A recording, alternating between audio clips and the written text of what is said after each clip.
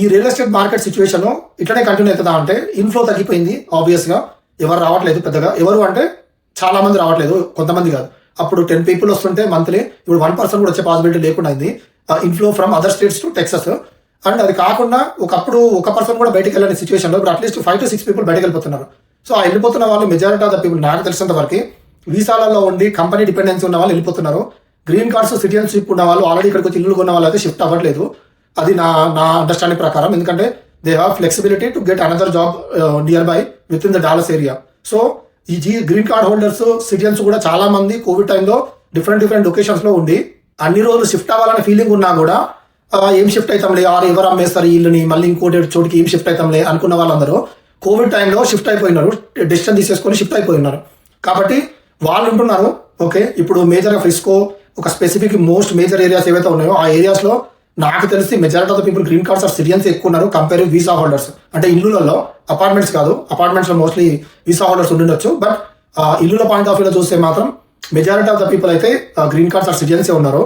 So అక్కడ వెళ్ళి compete చేయాలన్నా కూడా ఆ ఫ్రిస్కో ఆర్ ఈ మేజర్ సిటీస్ ఏవైతే ఉన్నాయో ఎక్కువ క్రౌడెడ్ ఉన్న ఏరియాలో మనం వెళ్ళి ఇల్లు కొనడానికి కంపీట్ చేయాలనుకున్నా కూడా వీళ్ళ కాంపిటీషన్ ఉంటుంది కాబట్టి ఆబ్వియస్గా మనకు దొరకదు.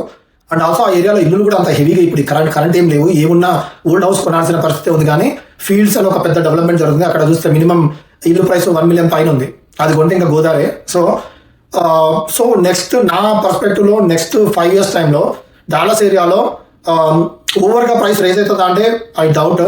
సో మరీ పడిపోతుందా అంటే interest rates 3 times rate cut చేసినా కూడా స్టిల్ ఇంకా మోర్గేజ్ రేట్స్ 6% అండ్ ప్లస్ ఉన్నాయి 30 years. అంటే ఏ మాత్రం తగ్గలేదు.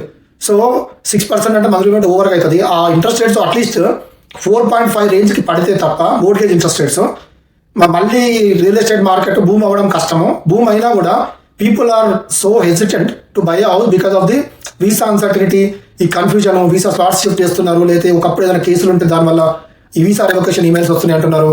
అండ్ సో వీటన్నిటి వల్ల కొనడానికి కూడా ధైర్యం చేస్తలేరు. కాబట్టి ఈ మార్కెట్ సెటిల్ అవ్వాలి ఆర్ ఇక్కడ నుండి పైకి వెళ్ళాలి అంటే నా అండర్స్టాండింగ్ ప్రకారం అట్లీస్ట్ 5 years అండ్ ప్రాఫిట్ రావాలి. లాస్ట్ 3-4 ఏళ్లలో కొన్నేళ్ళకి ప్రాఫిట్ రావాలంటే 8 years to 10 years పట్టవచ్చు నా పర్సనల్ ఫీలింగ్.